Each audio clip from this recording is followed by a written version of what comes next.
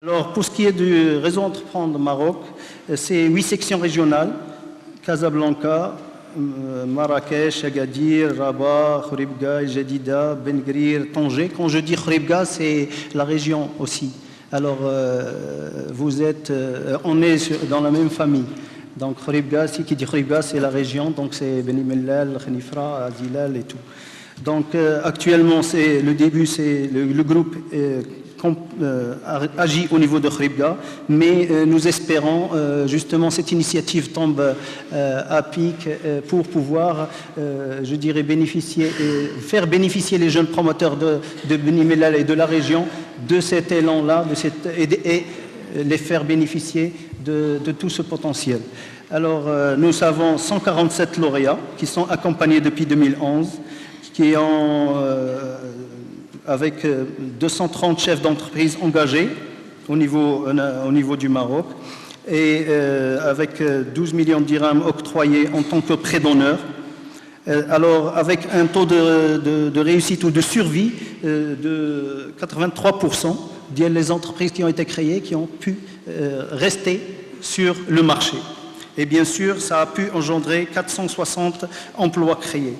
La manne du conseil régional et les avantages sont là pour justement nous reconforter et nous dire combien, je dirais, l'accompagnement est prometteur pour que tout le monde puisse rester sur le terrain. Et éventuellement, ça fait plaisir de voir qu'il y a des finances qui sont accordées à chaque création d'emploi. Et ceci est très encourageant. Alors, pour ne pas trop tarder, il y a des perspectives, un business plan pour pouvoir développer l'activité au niveau de Réseau Maroc Entreprendre. Donc, il y a en 2016-17 la création future de la section FES et Meknes Dar'at Filet. Et éventuellement, plus tard, viendra le tour de Oujda El Ayoun en 2018. Et nous souhaitons un futur très prometteur pour ces différentes, je dirais, actions et initiatives, aussi bien pour Réseau Entreprendre que pour nos autres partenaires qui œuvrent dans la même voie. Donc, accompagner, animer et diriger, c'est ce que nous vous offrons, jeunes promoteurs, jeunes qui peut-être vous vous sentez un peu isolés ou plutôt démunis. On vous accompagne dans votre aventure, on croira dans votre projet. On vous dira s'il est réaliste ou il est réalisable et s'il est prometteur. Et puis, nous vous assurons d'animer des commissions de travail pour pour développer vos potentiels. Votre background au niveau universitaire et différentes écoles doit être peaufiné par l'apport d'experts, de gens qui ont pu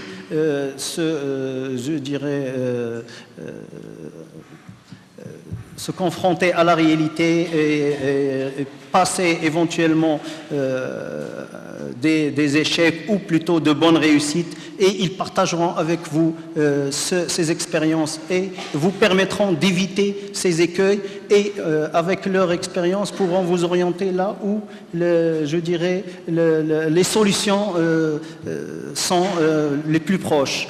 Un CRI va vous donner ces solutions, la CGEM éventuellement les éventuels financements et autres apports, l'ANAPEC l'appui pour les créations d'emplois et les solutions éventuelles, et ceci est un monde favorable pour que vous puissiez réussir, et bien sûr votre réussite, c'est la réussite de notre nation et de notre économie et le futur du Maroc. Donc, parmi les créations au niveau Maroc, plusieurs... Slide suivant. Oui, alors, je vous signale qu'il y a le Hirafi, c'est le deuxième sur le côté gauche. C'est une entreprise qui est issue des efforts du réseau entrepreneur Khouribga. Et les autres sont au niveau national. Et j'espère qu'on aura le plaisir d'avoir une photo d'un futur ou une future jeune entrepreneur au niveau réseau entreprendre. Je vous donne aussi un petit aperçu sur les réalisations du réseau entrepreneur Khouribga. Donc, créé en 2014, nous avons eu 14 lauréats qui ont été accompagnés, 21 chefs d'entreprise 26 chefs d'entreprise qui sont engagés avec nous. J'espère que nos amis et les différentes ressources au niveau Beni Mellal aussi pourront nous rejoindre pour enrichir et pouvoir agir dans cet écosystème ici. Création d'emplois 57 et un taux de réussite de pas 75 mais 87%. Très bien. Merci merci pour beaucoup. Votre merci attention. beaucoup, on va les applaudir. Nous remercions beaucoup M. Zouhir et Mme Warda pour les présentations.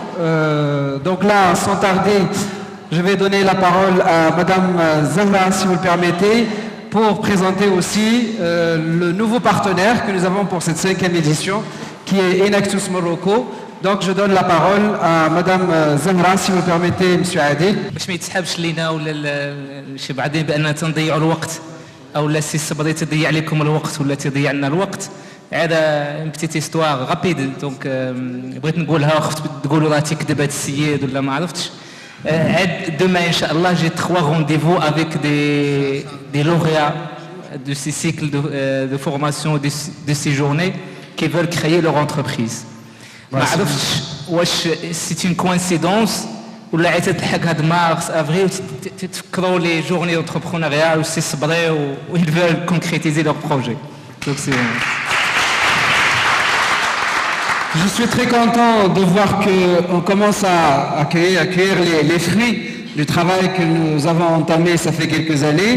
Donc c'est maintenant aussi que je l'apprends, que certains qui sont passés par là donc, sont sur le processus de création.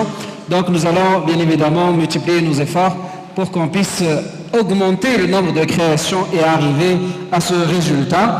Et sans tarder, je donne la parole à Madame Zahra pour présenter Enactus Morocco, qu'est-ce qu'il fait, et puis après, qu'est-ce qu'il peut vous apporter en termes d'accompagnement et d'encadrement. À vous la parole. Tout d'abord, je vous remercie de vous avoir nous invités. Je me présente, je suis Zahra Nafer, chef de projet à Enactus Maroc. Enactus est une organisation internationale qui œuvre dans le domaine de l'entrepreneuriat social et le développement durable.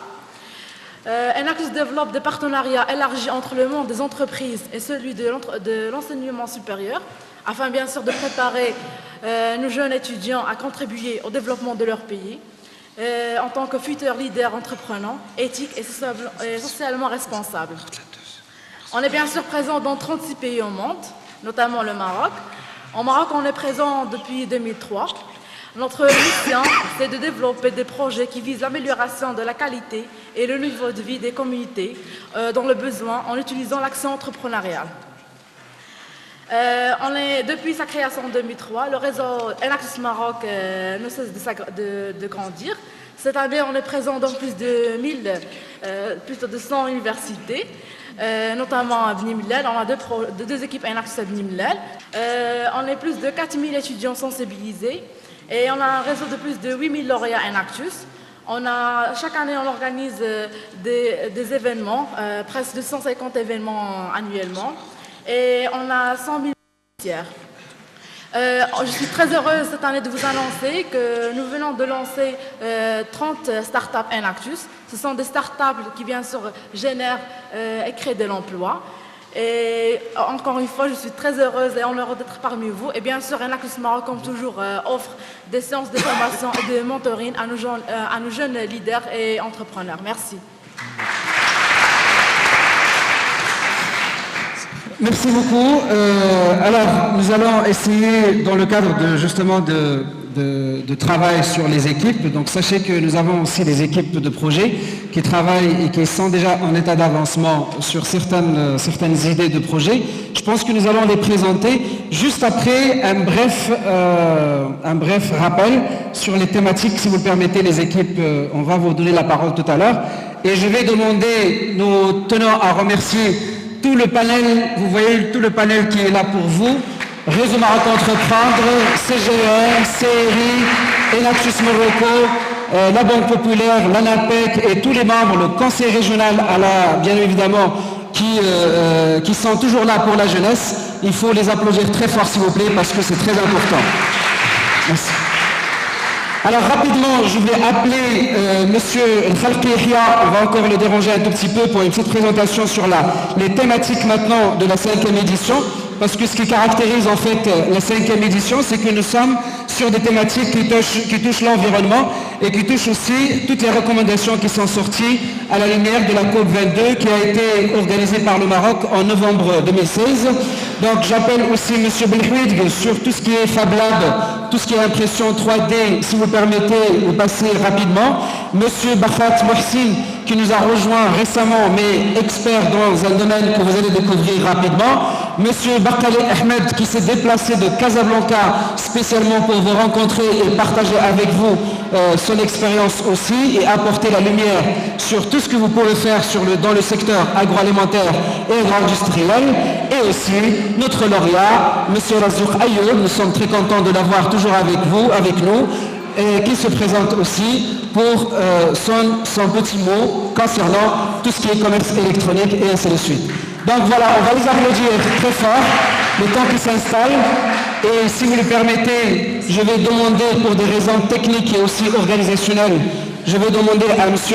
Khalqi Yahia pour nous éclairer sur la valorisation du patrimoine et écologie. Ça veut dire tout simplement les interventions rapides que vous allez avoir maintenant, ce sont des thématiques qui ont été retenues suite aux recommandations de la COP22, mais aussi des thématiques qui vont vous orienter sur les idées de projet. Où est-ce que vous allez penser, dans quelle direction vous allez penser votre idée de projet. Et sachez aussi qu'il y a des gens qui sont là pour vous accompagner et pour vous encadrer. À vous la parole, Monsieur Khalqi Yahia. Merci beaucoup. Sous vos applaudissements, bien évidemment. Merci, c'est vrai, pour cette occasion, en fait, que la faculté polydisciplinaire nous a donnée pour expliquer un certain nombre de connaissances théoriques et aussi pratiques, et surtout dans un domaine qui est un domaine d'actualité, qui est le domaine de valorisation du patrimoine et écologie.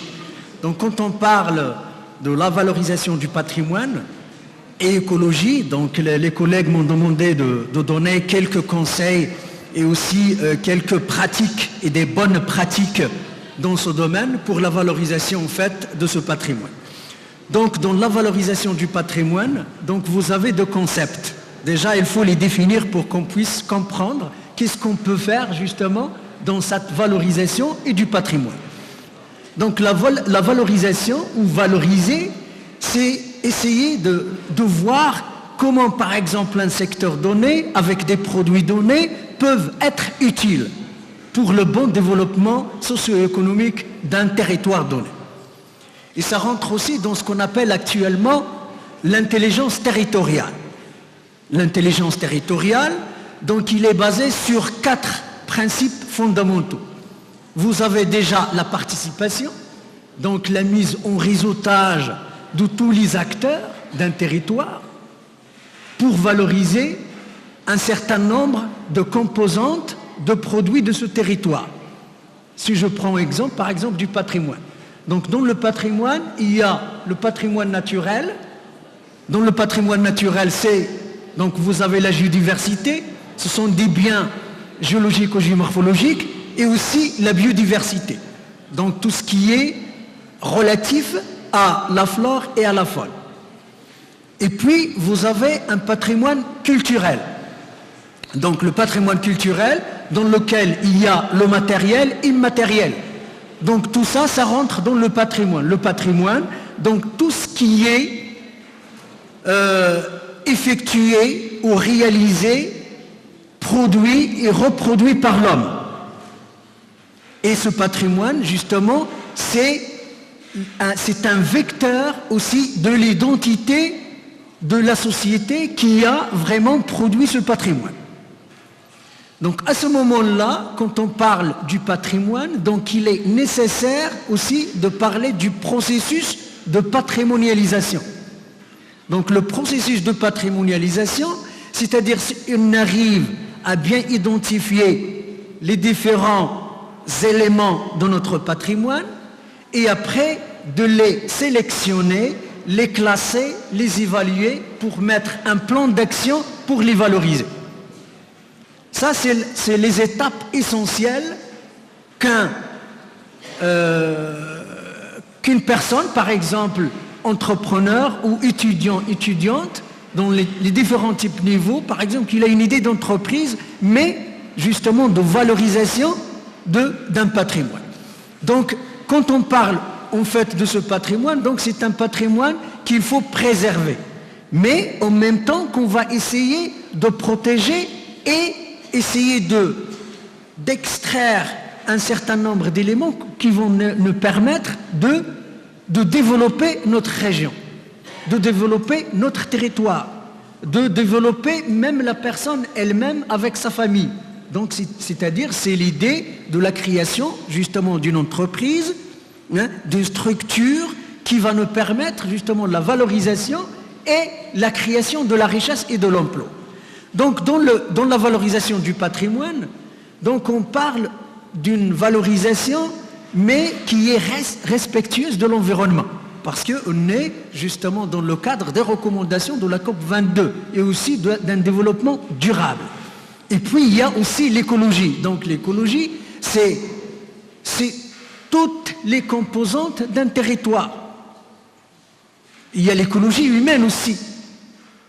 Et l'écologie au sens strict du terme, qui est justement notre environnement au sens large du terme. Donc au moment où on a cette idée d'investir, de créer une entreprise dans le domaine du patrimoine, donc il faut vraiment faire une étude très détaillée de ce patrimoine. Donc un inventaire, essayer de voir aussi les niveaux de protection de ce patrimoine, est-ce qu'il est classé, non classé, protégé, et quel est le niveau de cette protection. Et à ce moment-là, on va essayer d'identifier les éléments essentiels qu'on va valoriser dans une perspective d'un développement durable. Un exemple. Par exemple, pour les étudiants qui travaillent dans le domaine, par exemple, de l'ingénierie écotouristique et paysager, par exemple dans le patrimoine historique, régional ou national, ou par exemple dans la valorisation des produits de terroir, par exemple. Donc il faut les classer, les identifier, les classer et aussi les évaluer. Mais toujours il faut travailler en réseau. Pourquoi en réseau? Parce que c'est l'élément ou l'outil fondamental qui va vous permettre de partager votre expérience des uns et des autres. Il faut toujours partager, il faut avoir la culture de partage. Pourquoi? Pour avoir un ensemble d'éléments qui vont être valorisés par tout le monde. C'est-à-dire que je suis par exemple, un exemple, je crée une structure de guide touristique ou par exemple un gîte dans le domaine touristique par exemple. À ce moment-là, il faut que j'identifie tous les acteurs du territoire qui travaillent dans ce domaine, à savoir donc l'agriculture, avec toutes ses facettes, à savoir aussi les institutions qui travaillent ou qui œuvrent dans ce domaine. Il faut aussi essayer de contacter aussi les associations. Pourquoi? Parce que quand on fait ce système de réseau, ou ce qu'on appelle le réseautage, on va partager l'information et partager aussi les bénéfices. Donc c'est-à-dire qu'un guide, il doit être aussi au courant de tout ce qui se passe. Une institution, la commune, etc. Donc il faut avoir une carte d'acteurs, ce qu'on appelle une carte d'acteurs. Et à ce moment-là, on va essayer d'identifier les points forts et les points faibles, justement, de tous les acteurs qui peuvent nous aider à améliorer notre projet.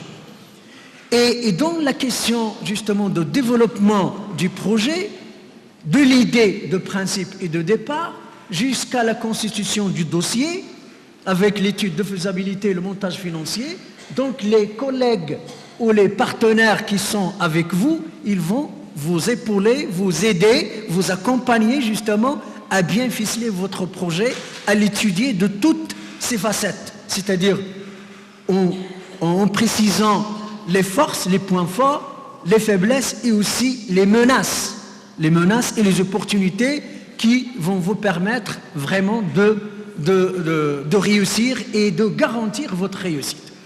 Donc, la première question, c'est d'être vraiment la personne qui va essayer de passer déjà la première étape.